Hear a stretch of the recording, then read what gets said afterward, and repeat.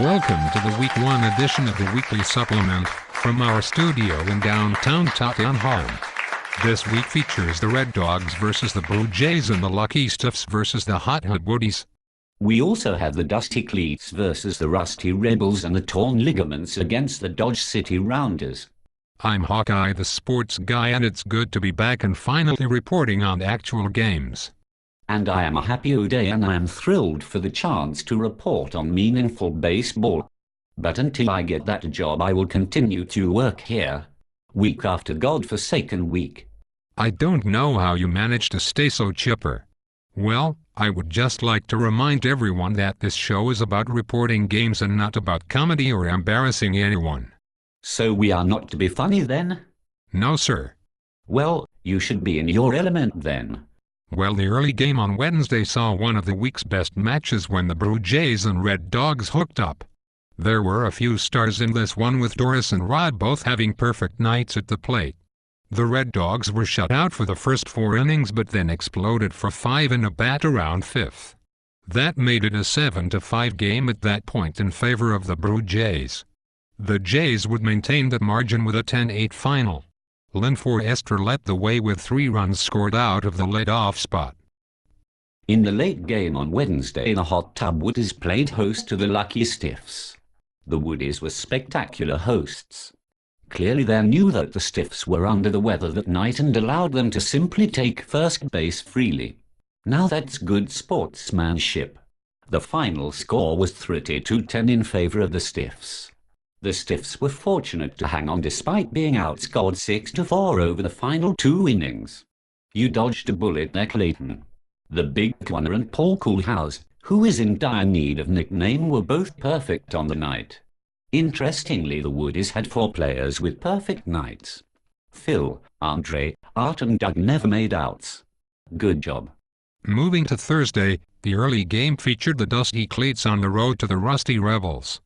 The score of 22-14 in favor of the Cleats is not really reflective of the games itself. Both teams scored early and often, but the last 3 innings were very much a defensive affair. Jeff had a 4-for-4 evening, as did Bones for the Rebels. The Cleats had their stars too, with Scotty and Rob McCarron each going 6-for-6. Wow. The final game saw the Dodge City Rounders visiting the Torn Ligaments. The Ligaments clearly had revenge on their minds as they faced the team that eliminated them in last year's semi-final. Dave and Bob wanted to carve out their hearts and feed them to the wild animals behind the train tracks. Feed their spleens to the... Happy? Yes. That might be just a little strong. Really? Okay then. Well, it was a lovely evening for baseball, and the Ligaments vanquished last year's loss with a 22-10 win over Dodge City. Dodge had Tim, who went 4-for-4, and the Ligaments were led by none other than Captain Dave, who went 5-for-5. Roger Gordy scored 4 runs on the night.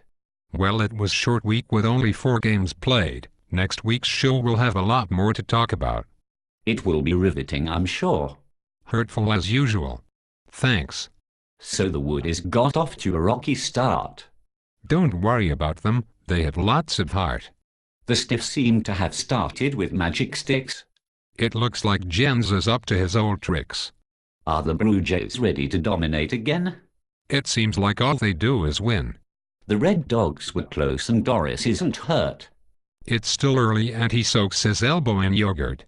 The Rebels scored 14, but it wasn't enough. They'll find their way. That Donnie is tough. The Cleats must be happy to win their first game. Dexon is at short. This team's not the same.